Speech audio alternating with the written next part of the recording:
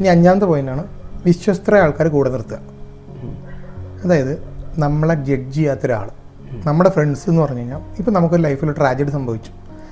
ഒരു ട്രാജഡി സംഭവിച്ചപ്പോൾ അതിൽ നമ്മുടെ ഈ പറഞ്ഞ ഫ്രണ്ട്സ് നമ്മുടെ കൂടെ നിൽക്കും. ചില ഫ്രണ്ട്സ് എന്ത് വെച്ചാൽ ആ ട്രാജഡീനെ കുറിച്ച് എക്സ്പ്ലെയിൻ ചെയ്യും, അല്ലെങ്കിൽ അതിൽ അങ്ങനെയല്ല ഇങ്ങനെയല്ല എന്നൊക്കെ പറയും.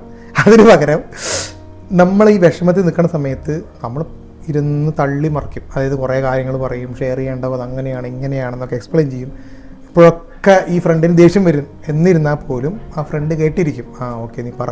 കാരണം ഇവൻ്റെ ഉള്ളിലെ വിഷമവും ഇവൻ്റെ ഉള്ളിലെ സങ്കടമാണ് പുറത്തു വരുന്നത്. അപ്പോൾ ആ സമയത്ത് എന്ത് ചെയ്യുക, ഇവൻ ജഡ്ജ് ചെയ്യരുത്, ഇവൻ ഇങ്ങനെയാണ് എന്ന് പറഞ്ഞ് ജഡ്ജ് ചെയ്യാതെ കൂടെ നിൽക്കുന്ന ആൾക്കാരെ വേണ്ടത്. ഇതിൻ്റെ വർക്ക് ഇങ്ങനെ വരുമെന്ന് വെച്ച് കഴിഞ്ഞാൽ നമ്മൾ പറഞ്ഞ കാര്യങ്ങൾ, അതായത് ഫ്രസ്ട്രേറ്റഡ് ആയിരിക്കുന്ന സമയത്ത് നമ്മുടെ വിഷമങ്ങൾ പുറത്ത് പറഞ്ഞു. അപ്പോൾ ഈ ഫ്രണ്ട് എന്ന് പറയുന്ന ആൾ മൊത്തം കേട്ടു, അവൻ്റെ ഫ്രസ്ട്രേഷൻ തീർന്നിട്ട് എതിരഭിപ്രായങ്ങളുണ്ടാവും, അല്ലെങ്കിൽ മാറ്റം വരുത്തേണ്ട കാര്യങ്ങളുണ്ടാവും. ആ കാര്യങ്ങൾ ഇവനോട് തുറന്നു പറയണം. അതായത് വളരെ ഫ്രണ്ട്ലി ആയിട്ട് സ്നേഹപൂർവ്വം പറയണം.